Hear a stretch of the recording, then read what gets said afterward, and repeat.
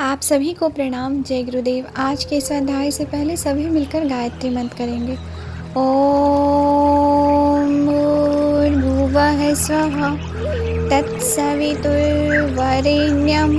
भर्गो देवस्य धीमहि धियो यो नः प्रचोदयात्। आज का विषय है सूर्य ग्रहण, किंवदंतियाँ एवं साधनात्मक मम्मर। खगोल शास्त्रीय गणनाएं पश्चिमी जगत में भले ही 100-200 वर्ष से प्रचलित हुई हो, पर भारतीय तत्ववेताएं इन रहस्यों से हजारों साल पूर्व परिचित थे। महर्षि अत्रि मुनि ग्रहण ज्ञान के प्रथम ज्ञाता आचार्य थे। ऋग्वेदीय प्रकाश काल से ग्रहण के ऊपर अध्ययन अन्वेषण होते चले आए हैं। ऋग्वेद के एक मंत्र में यह चमत्कारिक वर्णन मिलता है। हे सूर्य, असुर राहु ने आप पर आक्रमण कर अंधकार से जो आपको विद्ध कर दिया, ढक दिया, उससे मनुष्य आपके रूप को समग्रता से देख नहीं पाए और अपने अपने कार्य क्षेत्रों में हस्तप्रभ से हो गए हैं। तब महर्षि अत्रि ने तूर्य यंत्र से छाया का अपलोदन कर सूर्य का समुद्धार किया। सिद्धांत शिरोमणि के पर्व संभावाधिकार में श्री भास्कराचार्य ग्रहण की प्रक्रिया को स्पष्ट करते हुए कहते हैं, भूमा विधु वितुर्णे ग्रहणे पीदते। यही बात सूर्य सिद्धांत के चंद्र ग्रहण अधिकार प्रकरण में भी कही गई है। नीचे होने वाला चंद्रमा बादल की भांति सूर्य को ढक लेते हैं। पूर्व की ओर चलता हुआ चंद्रमा पृथ्वी की छाया में प्रविष्ट हो जाता है, इसलिए पृथ्वी की छाया चंद्रमा को ढकने वाली है। सूर्य सिद्धांतकार ने पृथ्वी की छाया को राहु और चंद्रमा की छाया को केतु कहा है। यह छाया भी अपने ग्रहों के अनुसार सही गति से नियमबद्ध रूप से भ्रमण करती है, इसलिए नवग्रहों में उन्हें भी सम्मिलित कर लिया गया है। भारतीय तत्ववेताओं ने ग्रहण के ब्रह्मांडीय रहस्य को पिंड में स्वयं के शरीर में भी साक्षात्कार किया है। जवालोपनिषद के चतुर्थ खंड में योगी के लिए शरीरस्थ चंद्र ग्रहण का स्वरूप बताते हुए उसका साधनात्मक मम्मर बताया गया है। महायोगी दत्तात्रेय जी अपने शिष्य सांडली को अष्टांग योग का उपदेश करते हैं। उसी योगोपदेश के प्रसंग में ईड़ा, कुंडलिनी, पिंगला इन नाड़ियों का वर्णन है। कंद के मध्य में सुषुम्ना नाड़ी है, जिसके चारों ओर 72,000 नाड़ियाँ हैं। सुषुम्ना के बाएं भाग में ईड़ा नाड़ी है और दक्षिण में पिंगला नाड़ी है। नाभि कंद में से 2 अंगुल नीचे कुंडलिनी नाड़ी है। ईड़ा नाड़ी से जब प्राण कुंडली के स्थान में पहुंचता है तब चंद्र ग्रहण होता है। जब पिंगला से कुंडलिनी के स्थान में प्राण जाता है तब सूर्य ग्रहण होता है। ग्रहण संबंधी यह पिंड परक प्रतिपादन स्वयं में अनूठा है। जिन देशों की मानवीय सभ्यताएं पिंड और ब्रह्मांड के इस रहस्य से अपरिचित थी, उनमें ग्रहण को लेकर तरह तरह की किंवदंतियां फैली थी। चीन देश में मान्यता थी कि आकाश के दोनों सिरों पर ड्रैगन दैत्य परिवार समेत बसते हैं। जब परिभ्रमण करते हुए चंद्र सूर्य उनके समीप से गुजरते हैं तब वे दैत्य उन पर टूट पड़ते हैं। मनुष्य लोग का शोर सुनकर ही वे डरकर भागते हैं और इन देवताओं को मुख से उगल देते हैं। यूनान में भी ग्रहण को दैत्यों का आक्रमण माना जाता है। अमेरिका रेड इंडियन अफ्रीकी हबसी उन समय सूर्य चंद्र के बीमार पड़ जाने की किंवदंती पर विश्वास करते हैं। अन्य देश में उन पर भेड़िया, कुत्ते, बाघ, सांप का आक्रमण होने की मान्यता है। प्रशांत के तराहती द्वीपवासी की कल्पना इन सबसे अनोखी है। वे सूर्य को प्रेमी और चंद्र को प्रेमिका मानते हैं और कभी संयोग मिलने पर उनके मधुर मिलन की वेला को ग्रहण मानते हैं। उस दृश्य को देखने में वे लज्जा अनुभव करते हैं और मुंह छिपाते फिरते हैं। किंवदंतियां एवं भ्रामक मान्यताओं का लाभ उठाकर कुछ बुद्धिवादी लोग ग्रहण का चतुरार्थपूर्वक उपयोग करने में भी सफल रहे हैं। अमेरिका के आदिवासियों का विद्रोह शांत करने के लिए कोलंबस ने ऐसी चतुरता से काम लिया। उसने बागियों के नेताओं को बुलाकर कहा कि तुम्हारे कृत्यों से देवता बहुत नाराज हैं। वे पूर्व सूचना के रूप में अमुक दिन चंद्रमा को अपनी झोली में डालकर ले चलेंगे और तुम्हारे ऊपर विपत्ति बरसने का श्राप देंगे। नियत समय पर आदिवासी एकत्र हुए और उनके उस पूर्व कथन को सर्वथा सच पाया। फलतः वे बुरी तरह डर गए और कोलंबस का साथ देने लगे। अपने में अनेक किंवदंतियां रहस्यों को समेटे ग्रहण की प्रक्रिया जितनी महत्वपूर्ण है, ग्रहण की वेला उससे कहीं अधिक कीमती है। वैज्ञानिकों ने सूर्य ग्रहण को शोध के नियमित बड़ा अनुकूल माना है। खग्रास अथवा अधिक ढके सूर्य ग्रहण के समय पृथ्वी की विलक्षणताओं को अपेक्षाकृत आसानी से खोजा जा सकता है। भूतकाल में कितने ही महत्वपूर्ण अनुसंधान सूर्य ग्रहण की अवधि में संभव। पिछले अध्ययन में हम सभी ने सुना किंवदंतियों एवं भ्रामक मान्यताओं का लाभ उठाकर कुछ बुद्धिवादी लोग ग्रहण का चतुरतापूर्वक उपयोग करने में भी सफल रहे हैं। अमेरिका के आदिवासियों का विद्रोह शांत करने के लिए कोलंबस ने ऐसे ही चतुरता से काम लिया। उसने बागियों के नेताओं को बुलाकर कहा कि तुम्हारे कृत्यों से देवता बहुत नाराज हैं। वे पूर्व सूचना के रूप में अमुक दिन चंद्रमा को अपनी झोली में डालकर ले चलेंगे और तुम्हारे ऊपर विपत्ति बरसने का श्राप लगेगा। नियत समय पर आदिवासी एकत्र हुए और उनके उस पूर्व कथन को सर्वथा सच पाया। वे बुरी तरह डर गए और कोलंबस का साथ देने लगे। आगे सुनेंगे। अपने में अनेक किंवदंतियों रहस्यों को समेटे ग्रहण की प्रक्रिया जितनी महत्वपूर्ण है, ग्रहण की वेला उससे कहीं अधिक कीमती है। वैज्ञानिकों ने सूर्य ग्रहण को शोधों के नियमित बड़ा अनुकूल माना है। खग्रास अथवा अधिक ढके सूर्य ग्रहण के समय प्रकृति की विलक्षणताओं को अपेक्षाकृत आसानी से खोजा जा सकता है। भूतकाल में कितने ही महत्वपूर्ण अनुसंधान सूर्य ग्रहण की अवधि में संभव हुए हैं। ग्रहण वेला में न केवल प्रकाश ही घटता है, वरन वातावरण में और भी बहुत कुछ परिवर्तन हो जाता है। इसकी जानकारी पक्षियों को विशेष रूप से मिलती है। वे डरकर अपने घोंसलों में जा छिपते हैं, जबकि उससे भी अधिक अंधेरा करने वाली बदली आसमान पर छा जाने के समय उनकी सामान्य गतिविधियों में कोई अंतर नहीं पड़ता। वातावरण का यह विचित्र परिवर्तन प्रभाव सामान्य जीवन तथा पदार्थों पर विशेष रूप से पड़ता है। उस स्थिति में सावधानी रखने तथा सुरक्षा बरतने की आवश्यकता होती है। वातावरण में ग्रहण काल में होने वाले इस परिवर्तन का साधनात्मक दृष्टि से भी गंभीर महत्व है। अगस्त संहिता में कहा है, तीर्थों और सूर्य ग्रहण तथा चंद्र ग्रहण में मंत्र दीक्षा लेने के लिए कोई विचार न करें। सूर्य ग्रहण के समान और कोई समय नहीं है। सूर्य ग्रहण में अनायास ही मंत्र सिद्धि हो जाती है। सूर्य से ही समस्त प्राणियों की उत्पत्ति होती है। सूर्य से ही पालन होता है एवं सूर्य में ही लय होता है, और जो सूर्य है वही मैं हूँ। सूर्य ग्रहण में महानदियों या किसी प्रतिमा के पास मंत्र जपने से वह तुरंत सिद्ध हो जाता है।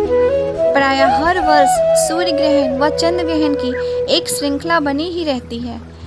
इनके साथ होने वाले वातावरण के परिवर्तन और व्यक्तित्व में सामर्थ्य परिवर्तन कर सके। इसके लिए हमें अपने उपासनात्मक आधार को बढ़ाना और मजबूत करना चाहिए।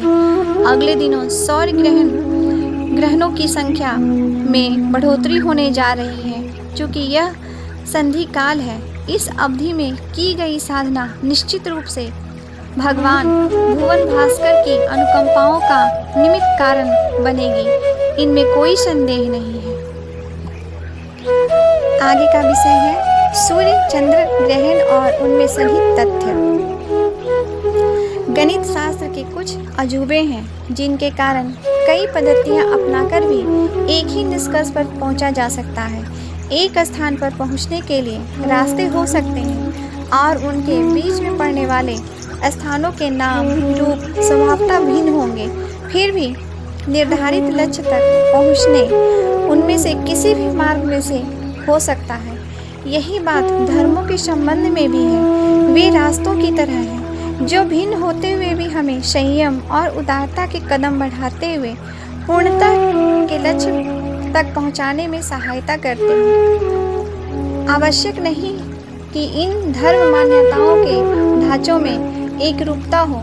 प्रतिपादनों की भिन्नता होते हुए भी एक ही निष्कर्ष पर पहुंच सकना पूर्णतः संभव है। उदाहरण के लिए ग्रह नक्षत्रों की स्थिति के संबंध में भूतकालीन और अर्वाचीन मान्यताओं को लिया जा सकता है। उनमें भारी अंतर है। जो भी निष्कर्ष निकालने का जहाँ तक संबंध है, उनमें कोई अंतर नहीं आता। सूर्य ग्रहण और चंद्र ग्रहण ही की भविष्यवाणी आज की तरह भूतकाल में भी की जाती थी और वह अब की तरह तब भी पूर्णतः सही होती थी। ज्योतिषियों संबंधी प्राचीन मान्यताएं अब झुठला दी गई हैं और यह प्रमाणित कर दिया गया है कि भूतकालीन ज्योतिषियों की मान्यताएं अब की अपेक्षा भिन्न प्रकार की थी। इतने पर भी उस खंडन से कोई अंतर नहीं पड़ा। प्राचीन ज्योतिषियों के आधार पर भी ग्रहण समय संबंधी निष्कर्ष अभी भी जहाँ के तहाँ हैं और वे तब की तरह अब भी सही हैं। भारतीय ज्योतिष आज के खगोल विज्ञान के साथ तालमेल नहीं खाती, फिर भी ग्रहण संबंधी उसकी परिणति सही निकल आती है। भारतीय ज्योतिष के अनुसार सूर्य ही पृथ्वी के चारों ओर चक्कर लगाता है, जैसे कि चंद्रमा लगाता है। पृथ्वी के चारों ओर चक्कर लगाने वाले 9 ग्रहों में से सूर्य भी एक है। यह मान्यता वर्तमान खगोल विज्ञान से भिन्न है, फिर भी उसका निष्कर्ष ग्रहण के संदर्भ में ठीक बैठ जाता है। इसका कारण यह है कि सूर्य को स्थिर और पृथ्वी को चल अथवा पृथ्वी की स्थिर और सूर्य को चल मानकर चलने में परिमाणतः कोई अंतर नहीं है। चलती रेल में बैठकर देखने से पेड़ पीछे भागते प्रतीत होते हैं। यह पेड़ के पीछे भागने की गति वही है जो रेलगाड़ी के आगे दौड़ने की है। अपनी धुरी पर पृथ्वी 24 घंटों में एक बार पूरा चक्कर लगाती है। भिन्न भिन्न अंशों पर उसकी गति भिन्न रहती है। आज का विषय है गायत्री उपासना के साथ सविता की आराधना। सावित्री गायत्री का अधिष्ठाता देवता सूर्य है। आध्यात्म की भाषा में इसे सविता कहते हैं। सूर्य में आभा और चमक, रोशनी और ऊर्जा, गर्मी और शक्ति, ये दोनों ही तत्व विद्यमान हैं। प्रकाश पुंज होने के कारण अपनी किरणों से जहाँ वह जगत के आधार को, जगत के अंधकार को दूर करता है, वहीं चेतना पुंज सविता रूप में उपासक के अज्ञान अंधकार को छिन्न भिन्न करके अंतःकरण को ज्ञान से प्रकाशित करता है। प्रसुप्त अंतः शक्तियाँ दिव्य क्षमताओं को उभार कर उसे महामानव, देव मानव एवं अवतार स्तर तक पहुँचा देता है। अर्श ग्रंथों में सूर्य स्नान, सूर्य उपस्थान, सूर्य नमस्कार, सूर्य ध्यान, सूर्य अग्निहोत्र, सूर्य उपवास, सूर्य जप, सविता आराधना आदि उपचार सूर्य उपासना के कहे गए हैं। सविता द्वारा ज्ञान प्रदान करने तथा जड़ता को चैतन्यता में बदल देने की घटनाएं कथाओं में से वेदों की ऋचाएं भरी पड़ी है। मनु, याज्ञवल्क्य, व्यास, साम, भरद्वाज, पराशर, गौतम, वशिष्ठ, विश्वामित्र, मार्कंडेय आदि महर्षियों ने इसी का आश्रय लिया और आत्मोन्नति के चरम उत्कर्ष पर पहुंचकर त्रैलोक विख्याता हुए। वाल्मीकि रामायण में स्पष्ट उल्लेख है कि हनुमान को सूर्य उपासना से ही ज्ञान विज्ञान की समस्त विभूतियां, परा अपरा विद्याएं उपलब्ध हुई थी। महाराजा पृथ्वी ने सूर्य से अमोघ रश्मिवान प्राप्त किया था। कौशितक ऋषि ने सविता आराधना से पुत्र कामना की अपनी अभिलाषा को पूर्ण किया था। भगवान राम स्वयं सूर्य उपासक थे। वाल्मीकि रामायण के ही लंका कांड में कथा आती है कि परिस्थितियों की विषमता को देखकर जब राम चिंतित बैठे थे तो अगस्त्य मुनि आ पहुँचे और उन्होंने कहा, आप सूर्य की उपासना करें, उनकी शक्ति उपलब्ध करने पर आप महाबली असुर समुदाय पर भी विजय प्राप्त कर सकेंगे। वैसा ही उन्होंने किया और शत्रुओं को सहज ही परास्त कर दिया। सविता देवता अनंत ज्ञान एवं शक्ति के भंडागार है। वैदिक ज्ञान परंपरा मनुष्य समुदाय को उन्हीं के द्वारा प्राप्त हुई है। इस तथ्य का रहस्योद्घाटन करते हुए गीता के 4 अध्याय के प्रथम श्लोक में कृष्ण भगवान ने कहा है कि सूर्य ज्ञान के भंडार है। उनके द्वारा यह ज्ञान वैवस्वत मनु के द्वारा राजा इक्ष्वाकु को मिला। महर्षि याज्ञवल्क्य इसकी प्रत्यक्ष प्रमाण है कि सविता देवता अनंत ज्ञान के समुच्चय है। शुक्ल यजुर्वेदीय मंदाग्नि संहिता उन्हें सूर्य से ही मिली थी। आदित्य हृदय के अनुसार श्री कृष्ण ने अर्जुन को सूर्य उपासना की अनूठी विधान प्रदान की थी। शास्त्रों में अनेक प्रमाण उपलब्ध हैं जिनमें कहा गया है कि ऋषि मनीषी ही नहीं, देवता भी अनादिकाल से सविता की आराधना करते आए हैं। यजुर्वेदीय सूत संहिता में इस तथ्य का उद्घाटन करते हुए भगवान शंकर कहते हैं, मैं स्वयं श्रद्धा पूर्वक सविता की सावित्री मंत्र द्वारा, जिसे गायत्री कहते हैं, उसकी उपासना करता हूँ। पिछले अध्ययन में हम सभी ने सुना यजुर्वेदीय सूत संहिता में इस तथ्य का उद्घाटन करते हुए भगवान शंकर कहते हैं, मैं स्वयं श्रद्धापूर्वक सविता की सावित्री मंत्र द्वारा, जिसे गायत्री कहते हैं, उसकी उपासना करता हूँ। योग अभ्यास परक उच्च स्तरीय साधना एवं तपश्चर्याओं में सविता शक्ति का ही आश्रय लिया जाता है। कुंडलिनी जागरण में सविता शक्ति का ही अवधारण किया जाता है। दिव्य दृष्टि प्रदान करने एवं दिव्य क्षमताओं के उन्नयन में रवि रश्मियों की महत्वपूर्ण भूमिका होती है। पराशर कल्प सूत्र में इस संदर्भ में विस्तार पूर्वक वर्णन करते हुए कहा गया है कि मूलाधार में सविता देवता का ध्यान करने पर दिव्य दृष्टि की प्राप्ति होती है। इसी तरह अक्षयोपनिषद एवं कृष्ण यजुर्वेदीय उपनिषद में चाक्षुषी विद्या का वर्णन करते हुए कहा गया है कि इसी विद्या का आश्रय लेकर मनुष्य न केवल सभी प्रकार के नेत्र रोग से मुक्ति पा सकता है, वरन दिव्य दृष्टि भी जागृत कर सकता है। इस विद्या के ऋषि अहिगुणध्य है। छंद गायत्री एवं देवता सविता है। छंदोग्य एवं बृहदारण्यक उपनिषद में भी इसी प्रकार का उल्लेख है, जिसके अनुसार समस्त प्राणियों की दृष्टि शक्ति के अधिष्ठाता सूर्य है। उनकी आराधना से दिव्य दृष्टि की उपलब्धि होती है। पुरातन काल के ऋषियों से लेकर अवर्चीन योगी तपस्वियों की साधना उपासना में सविता की प्रमुखता रही है। उससे प्राप्त ज्ञान के आधार पर उन्होंने अनेक भौतिक एवं आध्यात्मिक अनुसंधान किए, प्रकृति पर विजय पाई। एडगिटन, जेम्स फाउलर, एडवर्ड आर्थर, मिलेन, रशेल आदि प्रख्यात वैज्ञानिक मनुष्यों ने सूर्य शक्ति के संबंध में गहन खोज की है और वैदिक ऋषियों द्वारा प्रतिपादित सविता की सत्ता, महत्ता, गति आदि के सिद्धांतों की पुष्टि की है। मार्कंडेय पुराण में सूर्य को ब्रह्म का मूर्त रूप बताते हुए कहा है कि ओम अर्थात प्रणव सूर्य का सूक्ष्म रूप है। उसी से भू, भुवः, स्वः नामक 3 भ्रांतियाँ उद्भूत हुई है। तत्पश्चात मह, जन, तप, सत्यम आदि सप्तलोकों का अभिवार्य हुआ। गायत्री महामंत्र इसी का विस्तृत रूप है, जिसमें ज्ञान विज्ञान की समस्त शक्तियाँ सन्निहित हैं।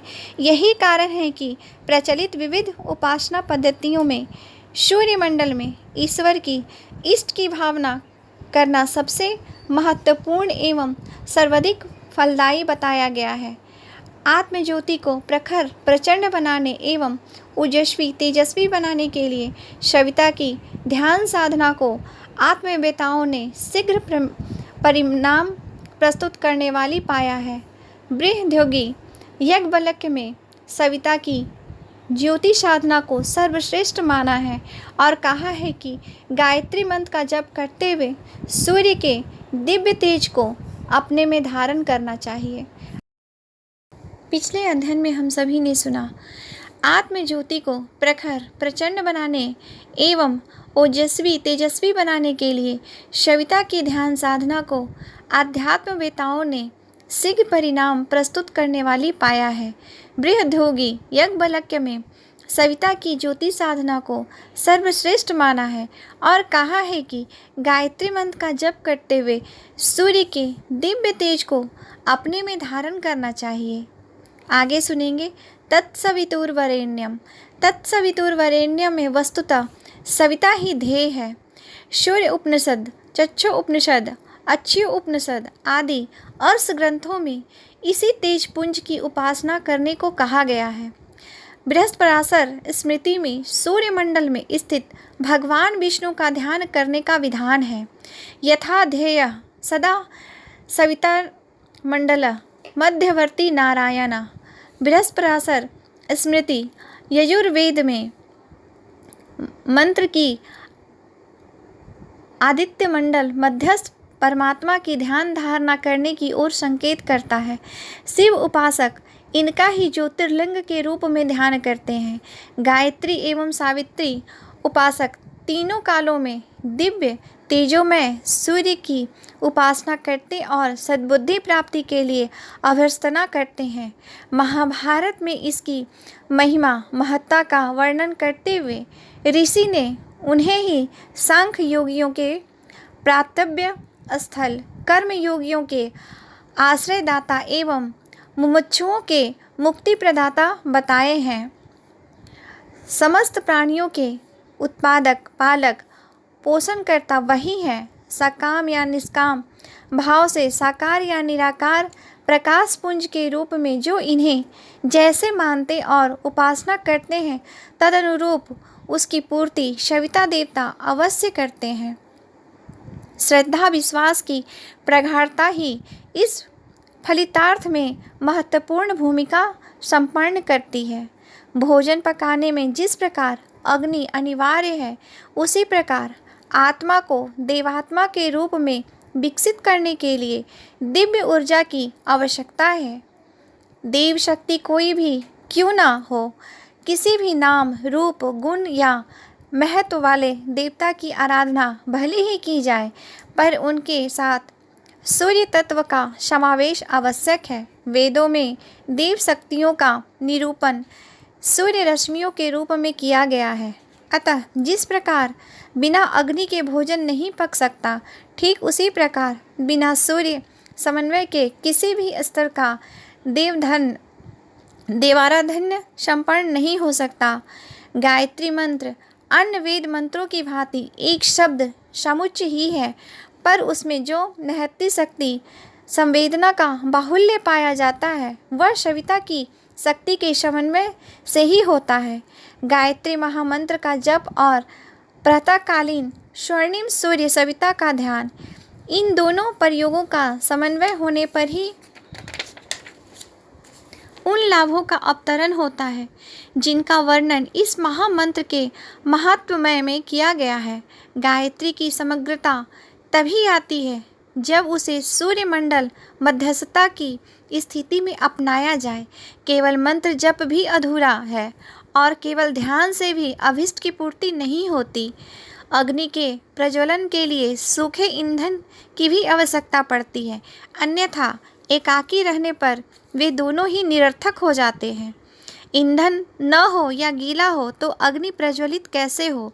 अग्नि की चिंगारी तो हो पर ईंधन न हो तो उद्देश्य की पूर्ति नहीं हो सकती। मंत्र जप और सविता के प्रकाश पुंज का भावप्रवण ध्यान मिलकर ही गायत्री महात्म्य को समग्र बनाते हैं और साधक को निहाल कर देते हैं।